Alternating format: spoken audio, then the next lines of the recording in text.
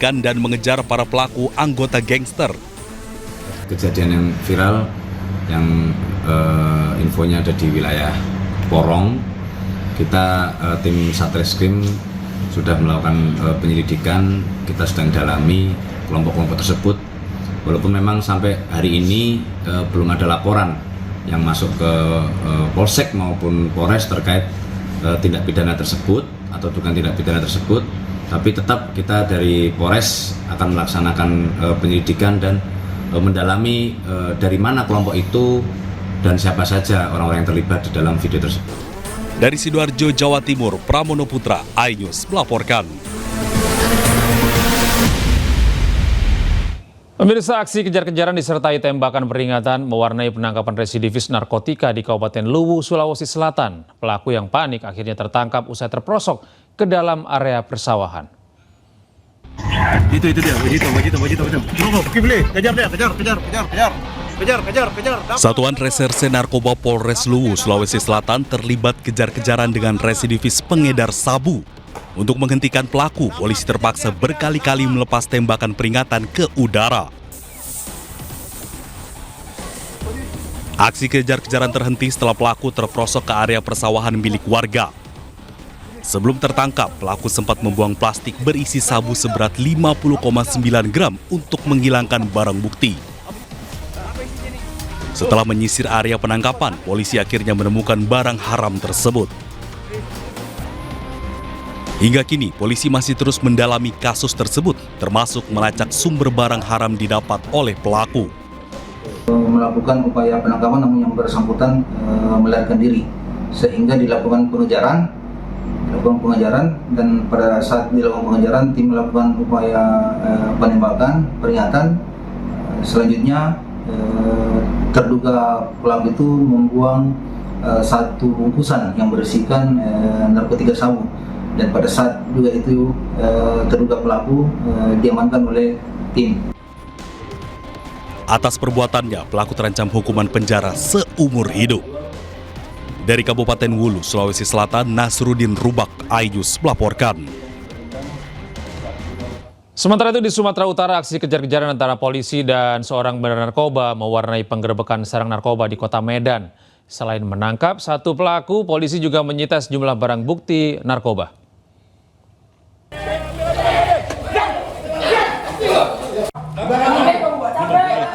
Kejar-kejaran antara polisi dan seorang bandar narkoba terjadi di kawasan Medan Tuntungan. Pelaku yang mengetahui kedatangan polisi sempat berupaya kabur meski akhirnya gagal. Dari tangan pelaku, polisi menyita sejumlah paket narkotika jenis sabu dan ganja siap edar, serta sebilah badik terselip di pinggang pelaku. Selanjutnya, polisi melakukan pengembangan dan menemukan lapak yang kerap dijadikan untuk transaksi dan pesta narkoba. Lapak tersebut kemudian dihancurkan.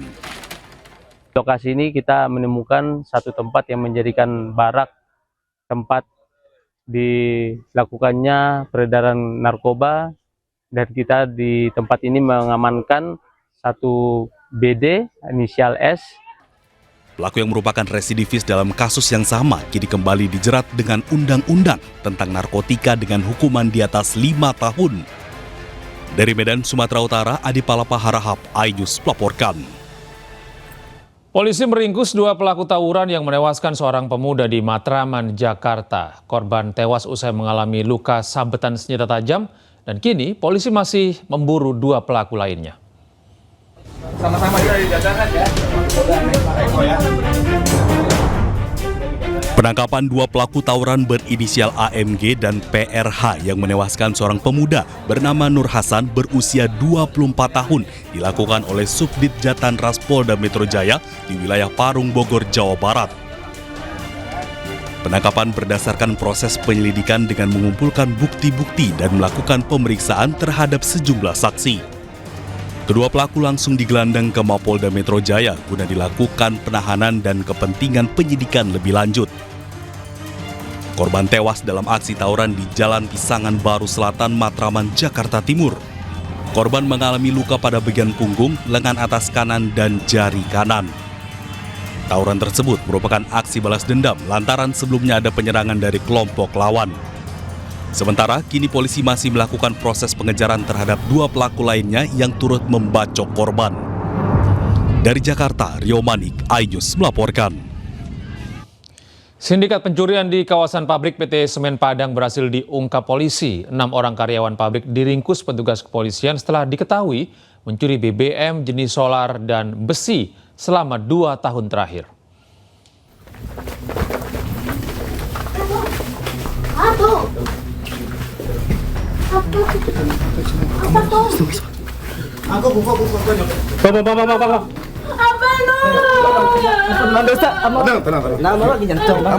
Inilah momen penangkapan para terduga pelaku pencurian di area tambang PT Semen Padang di kawasan Bukit Karangputih, Kecamatan Lubuk Kilangan, Kota Padang. 6 pria yang bekerja sebagai buruh dan operator alat berat tak berdaya saat diciduk tim Klewang Polresta Padang. Setelah melakukan penyelidikan selama beberapa pekan, polisi berhasil mengungkap modus para pelaku yang sudah beraksi selama 2 tahun terakhir. Mereka mencuri BBM jenis solar untuk operasional alat berat serta ratusan kilogram besi dari dalam kawasan pabrik. Barang hasil curian tersebut kemudian dijual ke penadah. Melakukan pendalaman dan melakukan penyelidikan beberapa hari sehingga berhasil menemukan informasi bahwa diduga dilakukan oleh beberapa orang buruh yang bekerja di pabrik Semen Padang dan beberapa operator. Menindaklanjuti temuan hasil penyelidikan dimaksud, tim kemudian bergerak ke lapangan dan mengamankan kurang lebih ada 6 orang yang merupakan karyawan PT Semen Padang yang melakukan kegiatan pencurian alat penggelapan terkait dengan BBM yang digunakan di dalam alat berat yang digunakan untuk melakukan pertambangan. Akibatnya perusahaan mengalami kerugian mencapai ratusan juta rupiah. Untuk mempertanggungjawabkan perbuatannya, para pelaku terancam 7 tahun penjara. Dari Padang, Sumatera Barat, Budi Sunandar, iNews melaporkan. Seorang pengendara motor tewas usai terlibat kecelakaan dengan sebuah truk di Jalan Nasional Brangkal, Kecamatan Suko, Kabupaten Mojokerto, Jawa Timur. Korban tewas akibat mengalami luka parah di bagian kepala.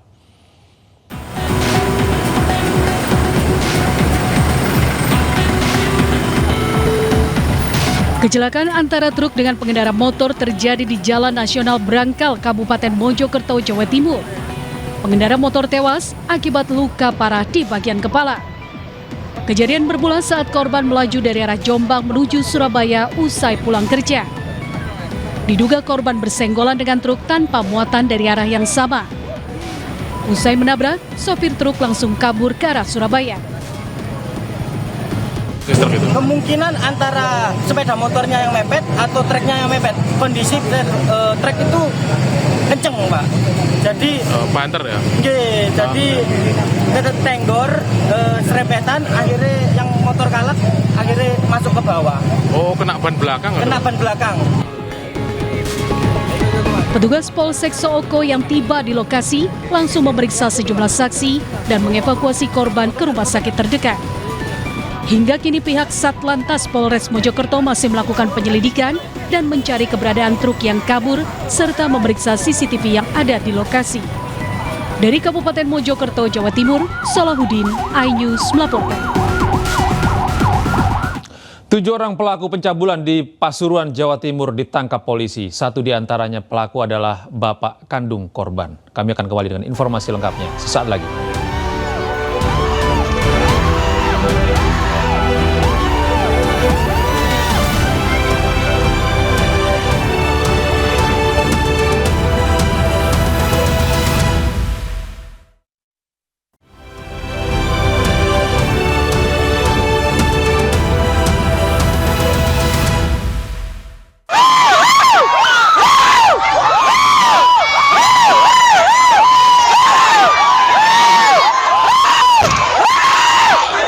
Teriakan warga mewarnai proses penangkapan terduga pelaku tindak asusila di Pasuruan, Jawa Timur.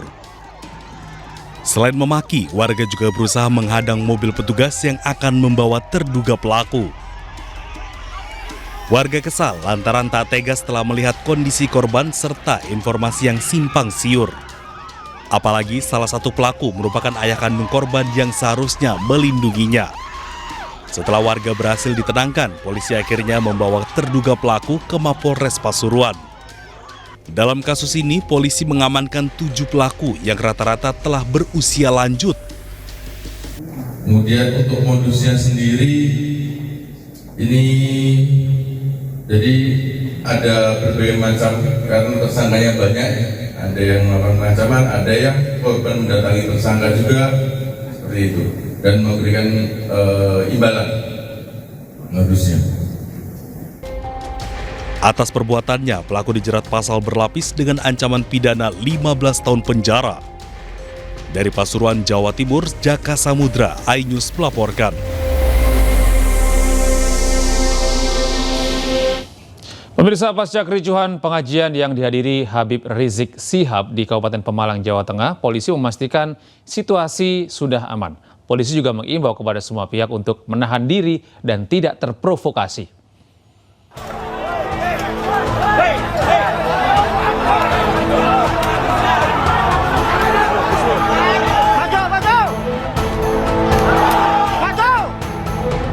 Setelah kerusuhan pengajian Habib Rizik, Polda Jawa Tengah dan Polres Pemalang menyatakan saat ini lokasi sudah kondusif.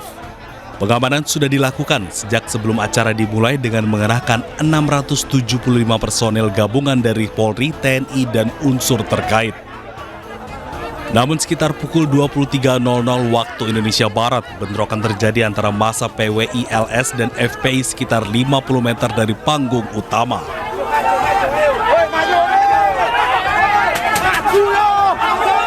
Dua pihak saling serang menggunakan batu dan kayu, mengakibatkan sejumlah korban terluka termasuk anggota polisi.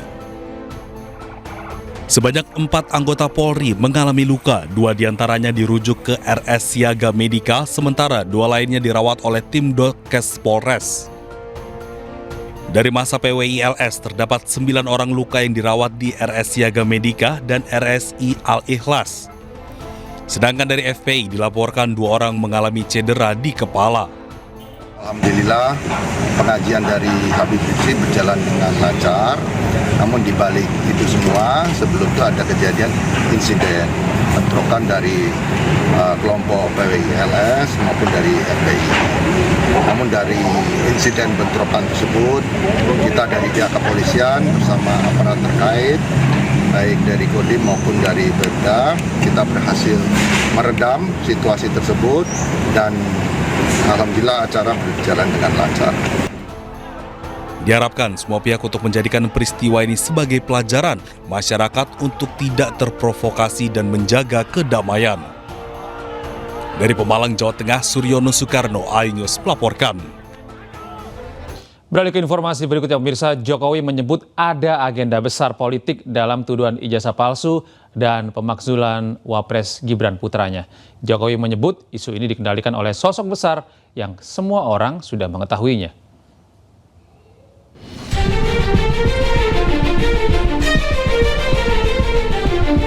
Presiden ke-7 RI Joko Widodo menyebut ada orang besar yang mengendalikan isu ijazah palsu yang tengah bergulir saat ini. Selain itu, sosok besar ini juga mengendalikan isu pemakzulan Wakil Presiden Gibran Rakabuming Raka yang merupakan putra sulungnya. Hal ini disampaikan Jokowi kepada wartawan di kediaman di Solo, Jawa Tengah.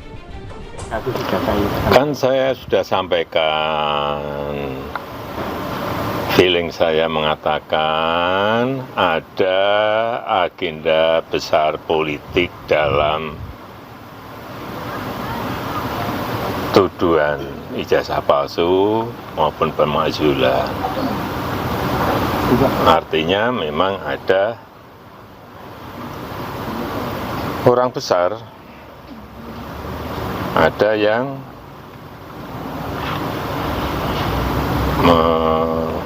backup, ya itu aja. Pak Jokowi udah menduga nggak Pak siapa itu? Mengarah kemana? Mengarah ke? Ya semua sudah tahu lah. Ya, terima kasih. Isu ijazah palsu Joko Widodo mencuat pada Desember 2024 saat Jokowi dilaporkan ke Barreskrim Polri oleh tim pembela ulama dan aktivis TPUA. Sejak itu, kasus ijazah palsu ini terus bergulir dan jadi pembicaraan hingga saat ini. Sementara usul pemakzulan Gibran Rakabuming Raka dari kursi Wakil Presiden muncul pada pertengahan April 2025. Usulan ini datang dari Forum Purnawirawan Prajurit TNI. Organisasi pensiunan TNI tersebut memberi 8 tuntutan kepada Presiden Prabowo Subianto, salah satunya mengenai pemakzulan Gibran. Tim Liputan iNews melaporkan. Sementara itu, Joko Widodo juga menanggapi munculnya nama Abraham Samad sebagai terlapor pada SPDP dari Polda Metro Jaya. Jokowi membantah menyeret Ketua KPK periode 2011-2015 dalam kasus tudingan ijazah palsu.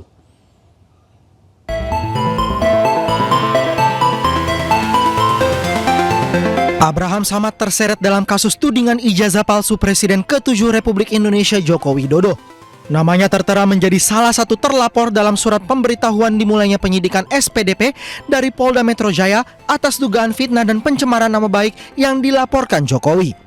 Menanggapi hal itu, Joko Widodo menegaskan ia tidak pernah melaporkan secara pribadi Abraham Samad terkait tudingan ijazah palsu. Menurutnya, laporan yang ia buat bukan ditujukan kepada individu, melainkan peristiwa dugaan pencemaran nama baik dan fitnah. Begini, jadi yang saya laporkan itu adalah peristiwa mengenai dugaan pencemaran nama baik dan fitnah. Itu. Jadi saya tidak melaporkan nama. Kemudian ada tindak lanjut penyelidikan dari Polri dan muncul nama-nama itu. Sebelumnya pada momen deklarasi perjuangan di Gedung Juang 45 Menteng, Jakarta Pusat, Rabu kemarin, Samad meminta kepada para aktivis dan akademisi untuk tidak berhenti melakukan investigasi guna membuktikan palsu atau tidaknya ijazah Jokowi. Apa yang dilakukan oleh pihak kepolisian dalam hal ini Polda Metro Jaya membuat SPDP terhadap 12 orang ini adalah salah satu bentuk ingin meneror sedikit agar supaya kalian menjadi kendor, agar supaya kalian menghentikan investigasi Anda terhadap ijazah Pak Jokowi. Oleh karena itu, saya ingin sampaikan kepada kita semua yang ada di ruangan ini, kita tidak usah terlalu pusing dengan SPDP 12 orang yang terlapor. Anggap biasa-biasa saja. Samad juga menegaskan jika pemanggilannya oleh polisi untuk membuat terang perkara, maka dirinya siap memenuhi panggilan. Namun jika pemanggilan itu dilakukan untuk menjadikannya target atau bentuk kriminalisasi terhadapnya oleh oknum tertentu, maka Samad akan melawan. Tim Liputan iNews melaporkan. Kita beralih ke informasi lain, pemirsa. Polisi masih mencari ponsel milik diplomat Kemlu Arya Daru Pangayunan. Pengungkapan isi ponsel ini seharusnya bisa menjadi petunjuk jejak digital Arya Daru Pangayunan sebelum meninggal dunia.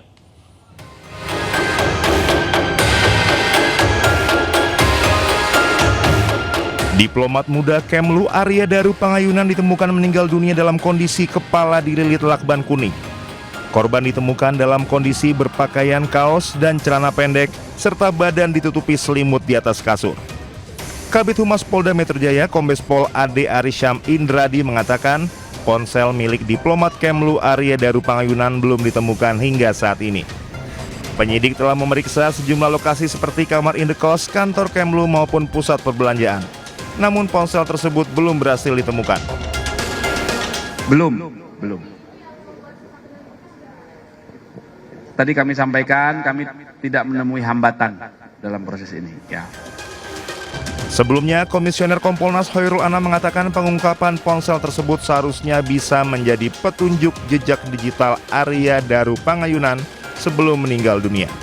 Anam memandang penyebab kematian Arya Daru bisa disimpulkan dari hasil autopsi dan semua jejak digital seperti CCTV yang sudah dikumpulkan penyidik. Tim Liputan iNews melaporkan. Pemirsa, ada fakta baru lainnya terkait tewasnya diplomat muda Kementerian Luar Negeri Arya Daru Pangayunan pada 7 Juli lalu. Sebelum ditemukan tewas, korban terekam CCTV berada di rooftop gedung Kementerian Luar Negeri selama hampir 1,5 jam.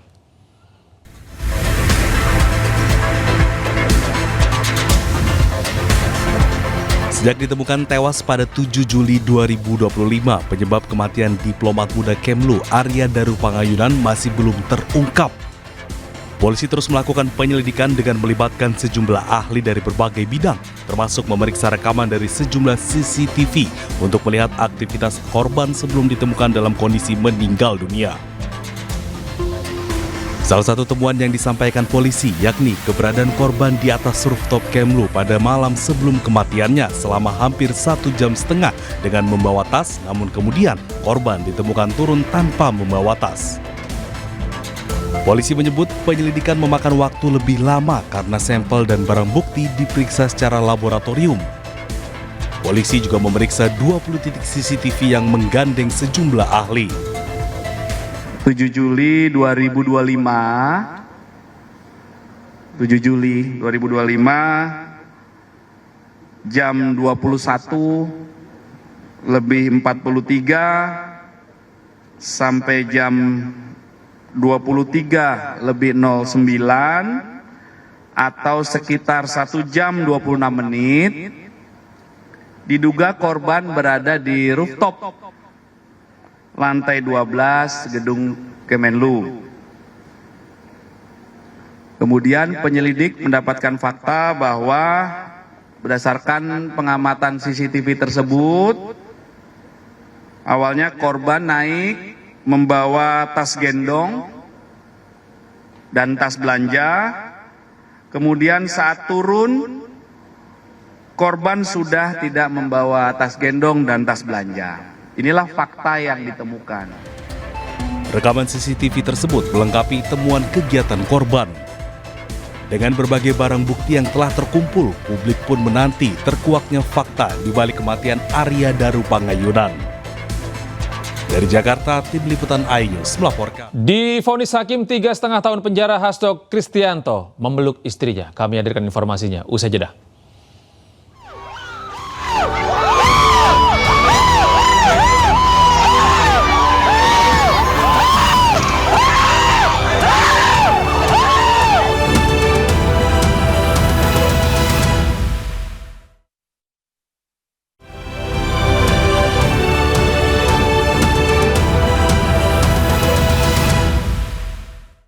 Terima kasih Anda masih bersama kami di iNews Malam. Pemirsa, Indonesia untuk sementara waktu bermain imbang menghadapi Thailand dalam semifinal ASEAN U23 Championship 2025.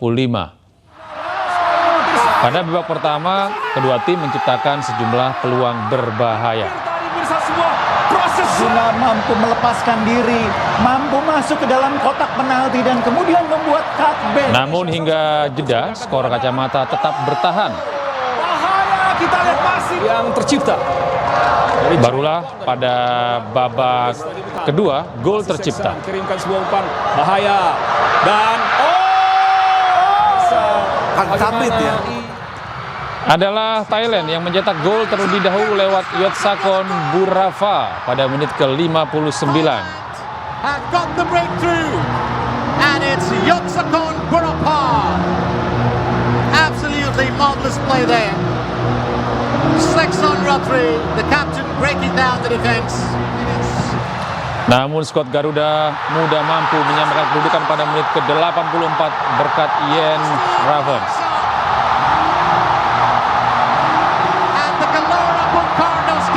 Gol ini menyelamatkan Indonesia dari kekalahan serta memaksakan laga berlanjut ke babak tambahan.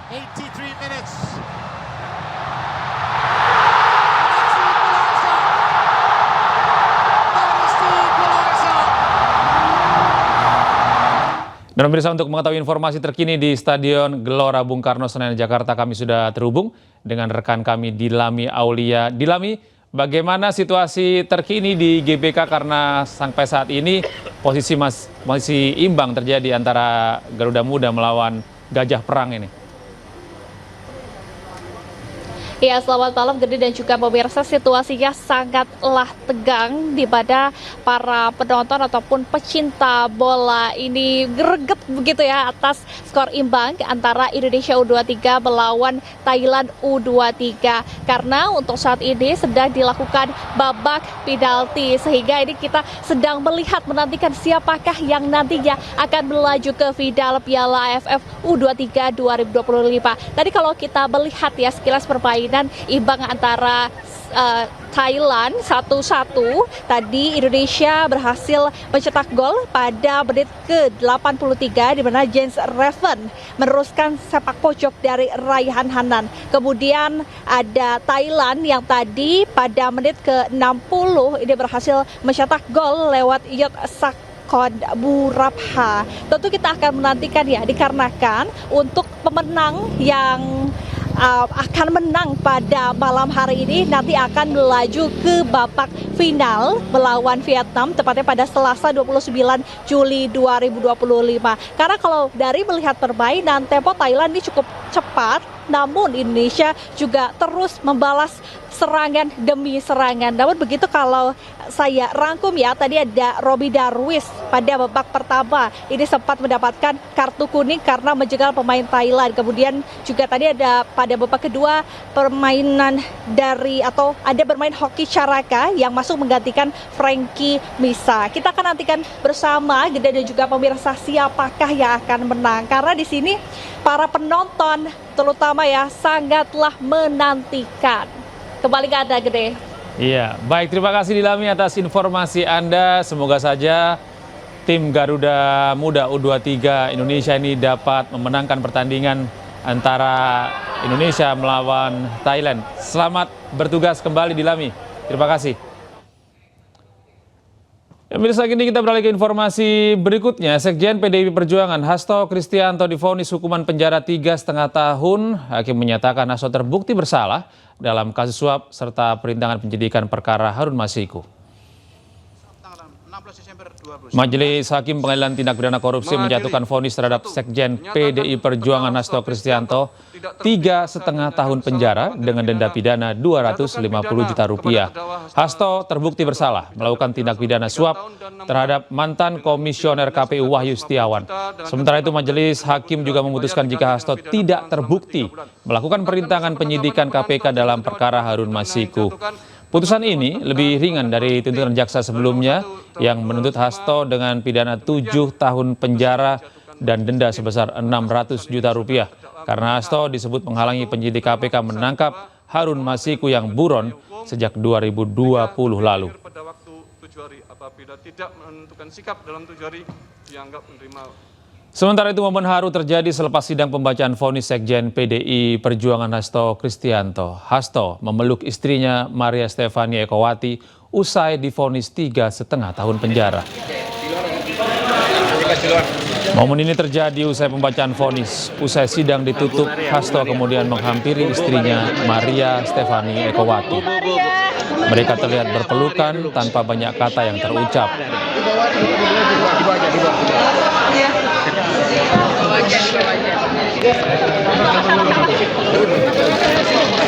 3 tahun 6 bulan dan denda sebesar Rp250 juta subsidiar 3 bulan.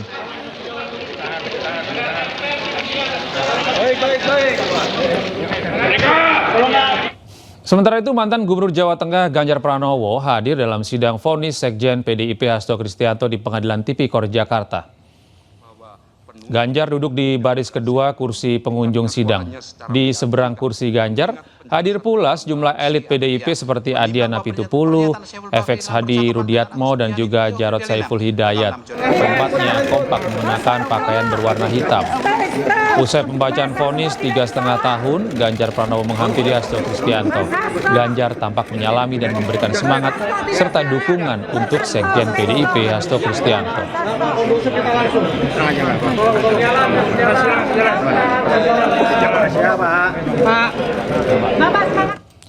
Kita beralih ke informasi berikutnya, pemirsa. Boyamin Saiman melakukan investigasi keberadaan Juristan di Australia usai Kejaksaan Agung menetapkan orang dekat Nadiem Makarim ini sebagai tersangka. Selama pencarian, Juristan Boyamin menyerahkan bukti-bukti kuat kepada penyidik Kejaksaan Agung.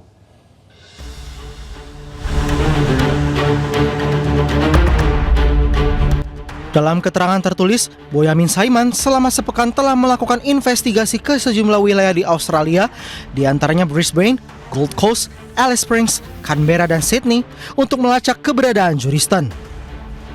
Boyamin menyebut dari keterangan pihak imigrasi, Juristan sempat menuju Singapura pada awal Mei 2025 dan selanjutnya terbang ke Australia. Boyamin menduga kuat, Juristan tinggal di Sydney, tepatnya di kawasan Waterloo, New South Wales, Australia, bersama putra dan suaminya berinisial ADH yang merupakan warga negara Australia. Dalam keterangannya, Boyamin telah mengetahui tempat tinggal Juristan namun sengaja tidak bertamu karena tidak ingin melanggar aturan otoritas Australia. Semua informasi yang diperoleh di Australia telah dikirimkan kepada Kejaksaan Agung untuk mempercepat pemulangan Juristan ke tanah air. Selain data alamat, Boyamin juga menyerahkan data-data lain berupa nomor telepon Indonesia yang digunakan Juristan selama di Australia, serta foto-foto Juristan dan suaminya ADH kepada penyidik.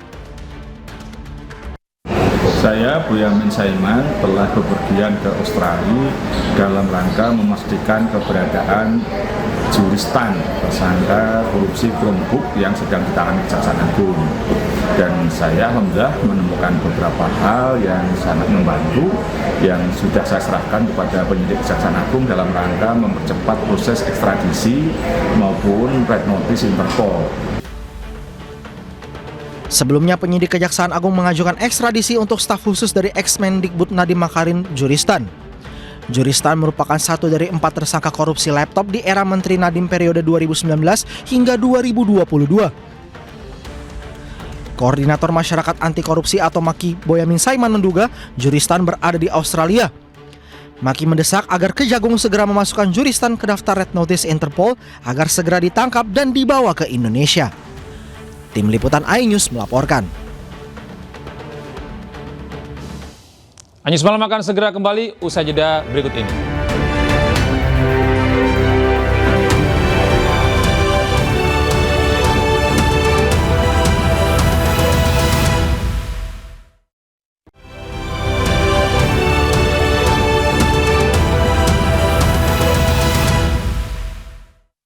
Masih bersama kami di iNews Malam, pemirsa. Relawan Kemanusiaan Indonesia dan para mahasiswa dan mahasiswi Indonesia di Jordania mendistribusikan 1.000 paket bahan pangan untuk rakyat Palestina di setiap kamp pengungsian di Palestina.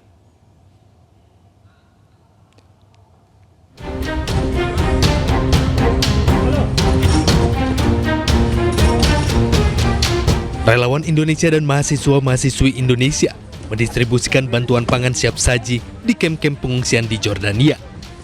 Jordania menjadi penampungan terbesar di dunia bagi para pengungsi Palestina. Sementara bantuan sangat minim karena bantuan dari UNRWA terhenti bagi para pengungsi Palestina. Sehingga para relawan termotivasi untuk membantu pendistribusian bantuan bahan pangan ke kamp-kamp pengungsian Palestina di Jordania.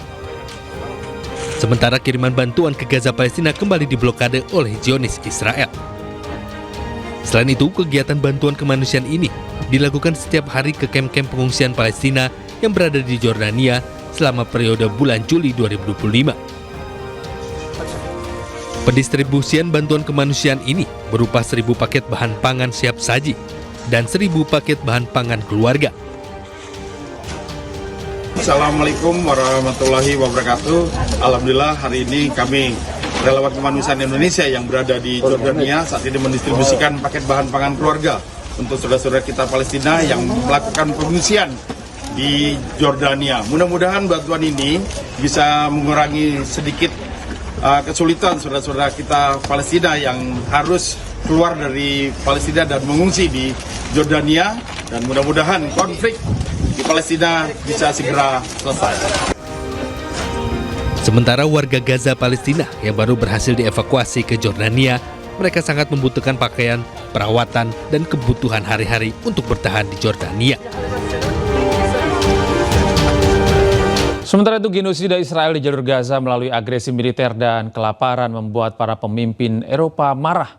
Prancis bahkan mengumumkan siap mengakui Palestina merdeka pada September nanti.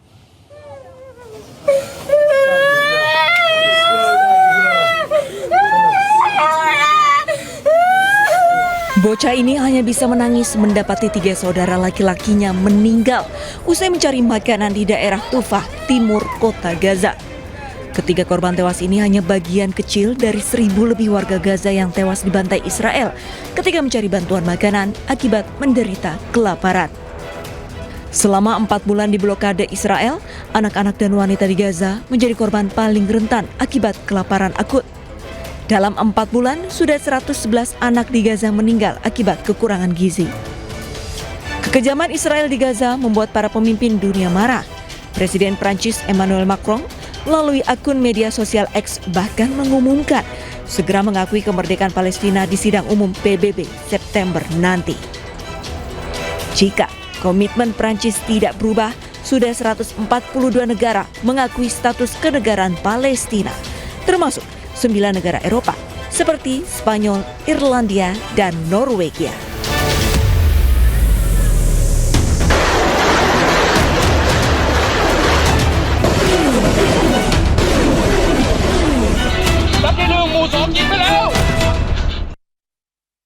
Pemirsa, saling serang terjadi antara Thailand dan Kamboja di sepanjang perbatasan. Pasukan kedua negara silih berganti menembakkan rudal ke arah sasaran. Pemirsa, informasi ini menutup jumpa kita dalam iNews malam hari ini. Temukan terus informasi-informasi terbaru kami di www.inews.id. Cuplikan tayangan berita iNews juga dapat Anda saksikan di kanal YouTube @official_iNews. Mewakili kerabat kerja yang bertugas, saya Gede Satria pamit undur diri. Terima kasih atas kebersamaan Anda. Tetap sehat, tetap semangat, selamat beristirahat, dan sampai jumpa.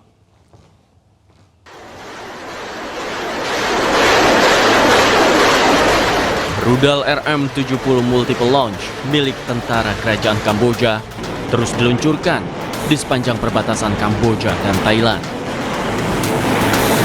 Sebuah akun military force membagikan video yang memperlihatkan peluncur roket ganda RM-70 122 mm dari lahan pertanian warga sipil di Provinsi Odar Manche, Kamboja. Rudal itu menargetkan perbatasan Thailand di Provinsi Surin. Sementara itu Thailand membalas dengan menembaki posisi militer Kamboja dengan unit artileri di perbatasan. Prajurit berseragam lengkap dengan senjata dan amunisi. Tentara Thailand meluncurkan serangan ke Kamboja dari sebuah lahan kosong.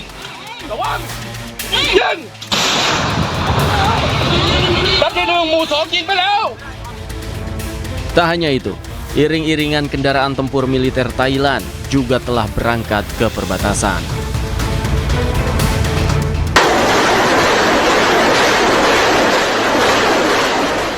Rudal RM